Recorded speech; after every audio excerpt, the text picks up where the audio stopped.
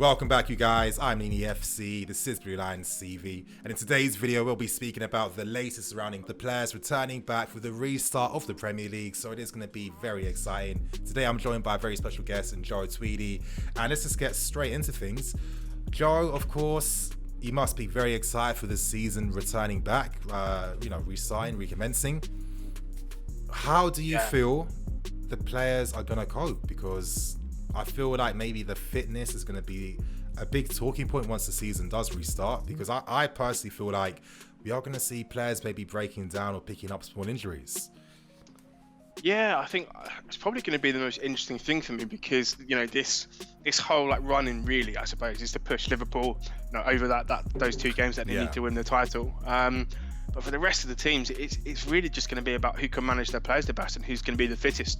I know that there is this, I think that this substitute thing is kicking in sort of post-COVID, so there'll be more substitutes allowed to be made during the game and stuff like that. But it's going to be, I think it's just going to be interesting to see because, looking at Chelsea, I think that their players, looking at photos in training, have come back in really decent condition.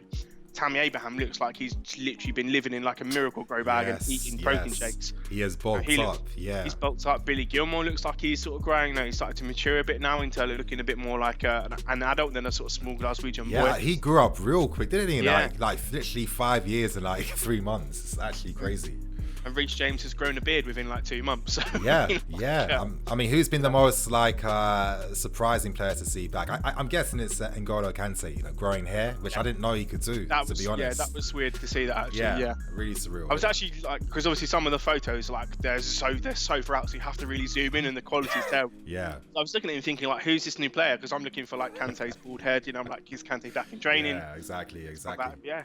We're used to seeing that certain shine off his head too. Exactly, just the whole game, The whole one. No. That for me is, I think, has been positive. Obviously, seeing Ruben back in training is fantastic as well. But I think that we certainly, when I look at some other teams, I've seen some training footage of Harry Kane, for example. He looks a bit sloppy, and Kevin De Bruyne come back. Kevin De Bruyne to me looked like he thought the season wasn't going to be restarted again, so he's just gone ham for 2-3 months. The Eden Hazard diet. That's what he was. Yeah, he's been on. He's been on that Eden Hazard Belgian Red Devil diet. Real talk. Yeah. But, I think, to be honest, we look in pretty good shape. I think that the club will have a couple of behind closed doors kind of friendlies before the season kicks off to make sure that at least there is some sort of foundation and match fitness there. But it's going to be a little bit weird. I'm looking forward to seeing football again. Don't get me wrong, but how legitimate it is when you've had a 2-3 month break, then a final what is supposed to be the most intense part of the entire season. Seeing that played at what could potentially be pre-season friendly pace is going to demean it a little bit, but I'm looking forward to seeing Chelsea kick a ball again. Yeah, exactly. I mean, it is kind of bittersweet in that sense. I think the quality for maybe the first few weeks won't be amazing. I mean, from what we've seen in the Bundesliga, we've seen a lot of goals scored from teams exploiting opposition defensive lines. No one can play offside trap at all. I think players forgot how to do that. No surprise, not being in that intensity. But yeah, I do feel like we will have an advantage in the sense that we now have a full strength team to work with. We've got the likes of Ruben returning. We've got a Kante back as well. We have, Pulisic back to Hudson-Odoi. So things look very promising. And with the fact now that you can use 5 subs in a game, I feel like we could be one of the best, we could really benefit the most from, everything that's happening right now. So Lampard is going to have a ton to think about. He hasn't had a full strength team to work with. And I just wanted to get your general thoughts and opinions on, players and how you're finding their return back into training. Yeah. I think the important thing is going to be I suppose, almost tailoring the workload to players. I think, we've seen certainly, looking at some of the Bundesliga games, the pace in the second half of matches has dropped drastically from the first half. So it's going to be interesting to see, because we know Lampard's game, he wants to play tempo at all times, high pressing, high energy, move the ball quickly.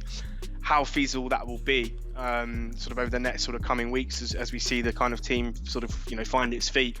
I think that the point about the 5 subs is interesting because it gives opportunities for us to actually use, I think, some of our academy players. A lot of other clubs really, they may have more experienced options, but I think in terms of just the quality that we can put on that bench, and just sort of the energy that some of these kids can bring to games, I think that is going to be a nice little addition to see.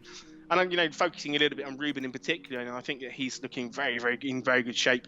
Looks to have retained a lot of the sort of the pace and the kind of the muscle that he had beforehand. His certainly calves, his leg. his calves. Yeah, Like, that was a big now. one for me. Yeah, Seeing them kind of post op and seeing him sort of as he started his rehab with a a leg that looked like it didn't belong to him. It looked like someone had photoshopped it onto him. So it's nice to see him back, and I'd like to see him ease back into the games. But I think Chelsea should be commended. They seem to have really managed the players well. Nobody came back looking like they'd been on the Hazard diet.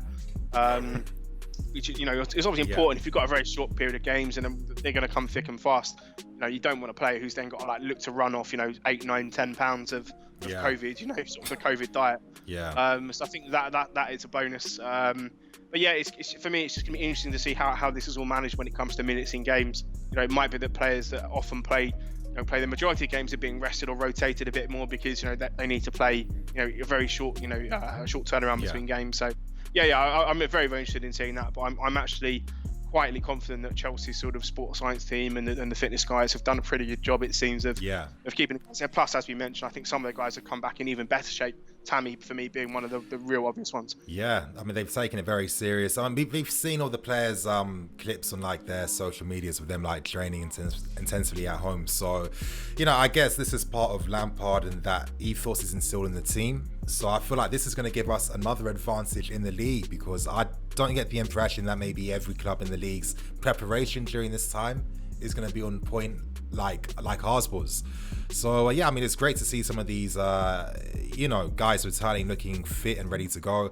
I think they played a behind the doors a closed door game recently. I think didn't Ruben score in this little friendly game between an A and B team or something?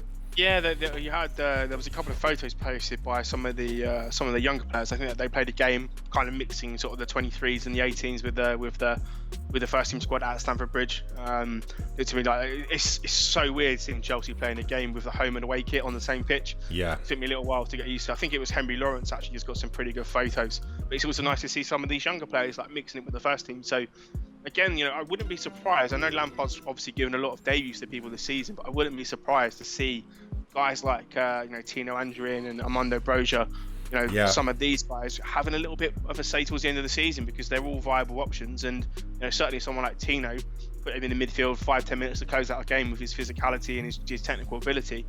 He could give them an opportunity where they might not have had them earlier in the early in the season, particularly with 5 subs.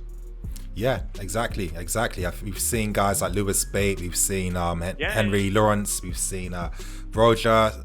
They're all looking like they're very involved in the training sessions, and that's great to see. That's one thing that we knew Lampard was going to bring to the team. Young players feeling that they can express themselves. They do have a possibility to play if they do perform in training, which is really good. So I'm just really excited. But before we move on to the second talking point, maybe what's your one big prediction for the restart of the Premier League? Oh, okay. I think, and again, this maybe is a little bit of I don't want to say it's like a wild prediction, but this is maybe a little bit of a push or a little bit of an aggressive prediction. I think Chelsea will catch Leicester in third. I think that they'll catch them. I think that they're going to overtake them. Leicester's form pre-COVID wasn't the best, I'd say, and I know that we could probably say the same for us as well, but I think all of our returning pieces, the way that we've kind of managed, the way that how the players look in training, sharp, fit, some of them look like they've literally properly spent the last 2-3 months in the gym, adding good weight rather than some of the Hazard. I feel like I'm picking a bit on him, but I mean he did come back looking like a little Belgian donut at times. But but I think that we have the ability to catch them in third, and I think hopefully if we can overtake them, that'd be fantastic. But that would be my prediction. I think Chelsea can overtake Leicester. Yeah, I think that's pretty funny because that was going to be my prediction too. I just think now that we've got guys like Ruben, the Rolls Royce, the Lewis and Ballack in our midfield, that's just going to add goals to our game. And I think that these guys look like they're very fit. Very fit. That's a massive over exaggeration. They look fitter than other teams and players I'm seeing. We've got a full strength team. I feel like we have options too. Lampard has options in that squad. So I do think that we are guaranteed to easily get a top 4 finish and get a 3rd place finish at the end. So yeah, can't wait. Literally like less than 2 weeks until the season does restart. So you guys know where to come to get the latest news, the tactical analysis, the match previews, the predicted lineups, all that stuff on Blue Line TV. Remember, before I wrap things up, if you haven't checked out my big video I've done today, the predicted lineup video, what are you waiting for? Make sure you watch it right after this one. I go in big, going hard. You know, I don't know why I said that, but yeah, I put a lot of effort in this video, you guys. You definitely will see it. And on that point, I'm gonna wrap things up, keep things moving. Thank you for watching. Please like, comment, and subscribe. I'm Nini FC. This is Blue Line TV. I'll see you guys later with some more videos.